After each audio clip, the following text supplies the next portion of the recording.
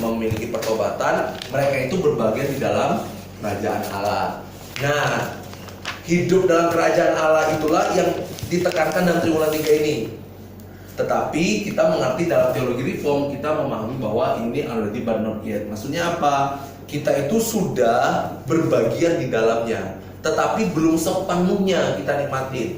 Makanya kenapa tadi Saudara itu cuma dapat sepotong kue donat itu, untuk memberikan suatu gambaran bahwa kamu baru cicip sebagian, belum semuanya. Mungkin kamu cuma dapat pretelan coklat-coklat doang. Bukannya anak peyun pelit ya. Fullnya nanti penuh. Misalnya dapat donat yang ada topping-topping ininya, mungkin cuma dapat sebutir gitu loh. Nah itu karena nyicip doang gitu loh, nyicip doang. Tapi sepenuhnya itu nanti pas kapan? Ketika Tuhan Yesus itu datang yang kedua kali. Nah, jadi ketika kita berbicara, yang pertama kita melihat ketika Tuhan Yesus datang ke dunia masih di kayu salib, ini berbicara tentang kedatangan yang pertama. Nanti pas datang yang kedua, itu ada apa? Ende. Jadi kedatangan Tuhan Yesus yang kedua itu untuk memulihkan semuanya, gitu loh. Nah, makanya kenapa kita mengerti yang namanya maksud dengan already but not yet itu. Kita sudah berbagi di dalamnya. Melalui siapa? Melalui Yesus Kristus yang mati. Nah, tetapi kita belum menerima atau belum mengalami sepenuhnya hidup dalam surga itu, melihat keindahan kemuliaan itu, bersekutu dengan Tuhan itu. Kenapa? Karena buktinya kita masih bisa sakit, masih bisa berdosa, kita masih bisa gagal gitu. Nah, jadi ini pemahamannya. Nah, oleh sebab itu saya usul bagaimana kalau misalnya di bagian book kita lebih menjelaskan soal kita tuh already-nya tuh di bagian apa sih? Gitu loh. Kita tuh already itu di bagian apa?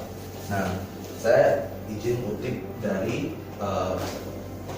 salah satu tokoh, dia menjelaskan bahwa ketika kita berbicara soal ini, sebenarnya kita berbagian already-nya tuh di mana gitu ya. Yang pertama, kita itu sudah berbagian already itu ada diadopsi. Kan kita tahu ya, kita ada doktrin adopsi ya. Kita diadopsi oleh Tuhan gitu ya. Nah ini Rasulullah boleh lihat nanti di dalam Roma 8 ayat 15. Kemudian belum menikmati semuanya, nanti ada di ayat 23 nya gitu penjelasannya. Nanti Rasulullah boleh baca gitu ya. Kemudian yang kedua, kita tuh sudah berbagian di mana kita mengalami yang namanya ditebus oleh Kristus. Ini Rasulullah bisa lihat di Efesus 1 ayat 7 gitu ya. Nanti ada kaitannya dengan pasal 4 ayat yang ke-30-nya. Kemudian kita sudah dikuduskan. Sudah dikuduskan. Ini bisa di 1 Korintus.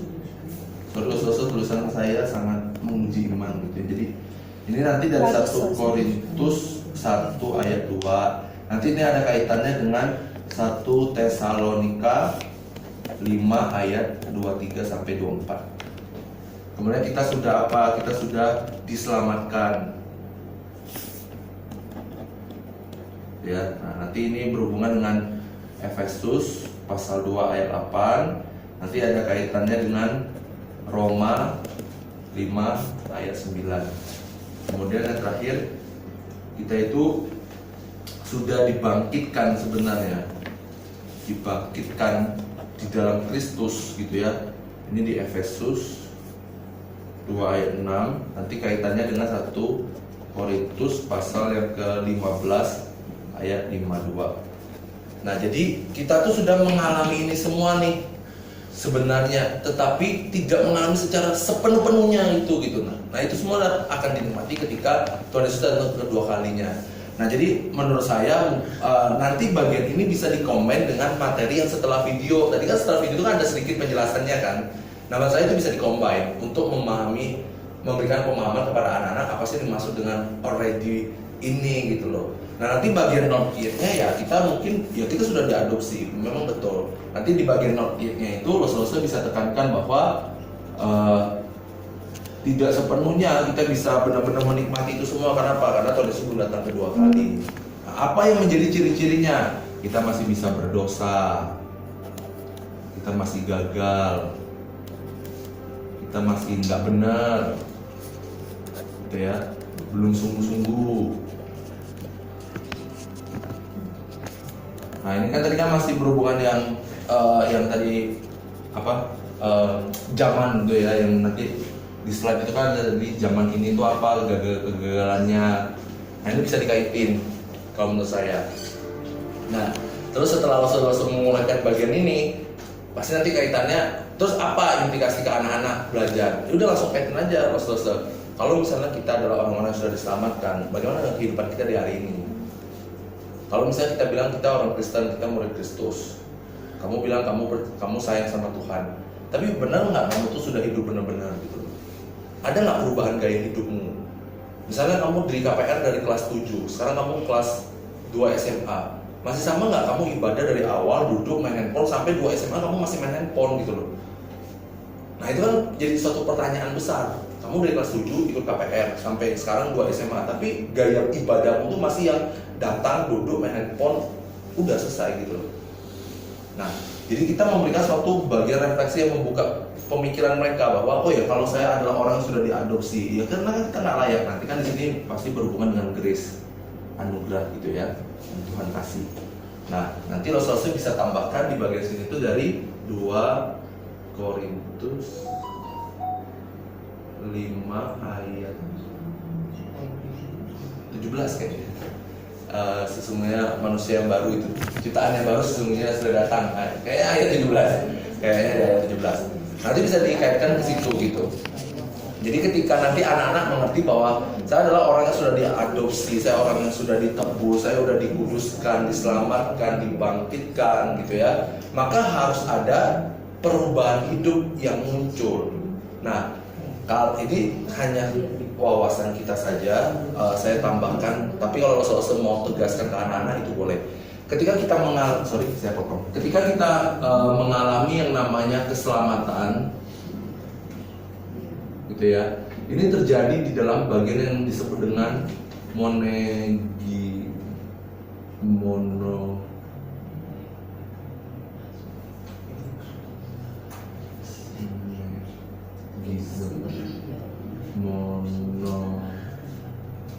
kayak ini, saya lupa istilahnya. Jadi istilah gini, ketika kita mengalami yang namanya keselamatan, itu semua pure dari Tuhan. Tuhan yang memberikannya kepada kita.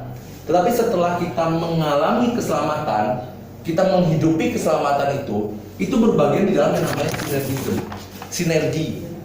Nah, ini yang di dalam doktrin kekristenan kita sebut sebagai progressive sanctification.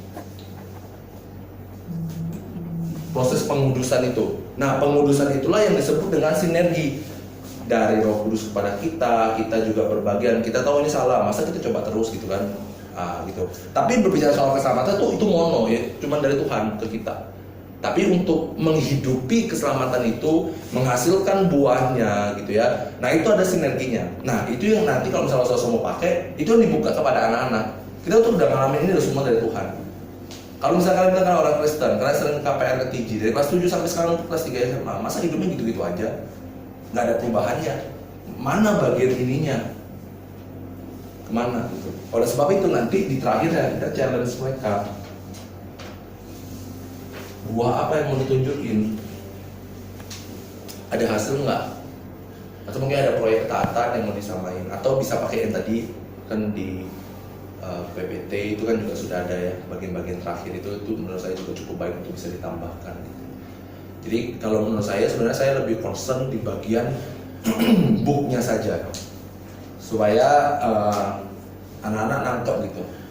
Kalau dibahas dari PL ke PB menurut saya sebenarnya boleh-boleh saja. Kalau Rasul mau tambahkan itu boleh. Cuma mungkin perlu disortir kira-kira anak-anak Rasul itu bisa nggak terimanya. Kalau misalnya bisa, it's okay, itu cukup baik karena itu menolong kerangka berpikir mereka. Tapi kalau misalnya dirasa anak-anak yang Rasul pegang itu nggak terlalu bisa memahami, menurut saya langsung fokuskan saja. Apa sih yang dimaksud dengan already partner itu? Oh kita sudah ini, tapi kita belum mengalami semua. Kenapa? Karena kita buktinya masih hidup dalam dunia ini, masih bisa berdosa, kita bisa ini. Nah dengan oleh sebab itu, bagaimana kita melihat kita itu bisa mengalami buah, mengalami perubahan apa segala macam yang kembali kepada Kristus, dan kita harus tunjukkan itu gitu. Jadi menurut saya dengan begini nanti langsung dikaitin aja Nah kalau misalnya ada proyek ketaatan yang langsung mau buat misalnya ya, menurut saya sih boleh-boleh saja. Entah itu mungkin dari doa, kalau yang di kelas 7 kan baca Matius ya terus ya. Itu kan masih dilakukan sampai sekarang di kelas 7. Mungkin di kelas sos ada proyek apa, mungkin doain orang, doain teman, atau selama liburan gitu misalnya baca Alkitab gitu kan, dibuat nanti kirim-kirim apel hijau, apel merah misalnya, yang merah sudah, yang hijau belum misalnya, atau yang hijau sudah, yang merah belum. Menurut saya itu mungkin gitu. Ya ini aja sih kalau dari saya sama Sian. Sian sudah ikut ya? Kita berbagi. Sudah gabung. Sudah gabung.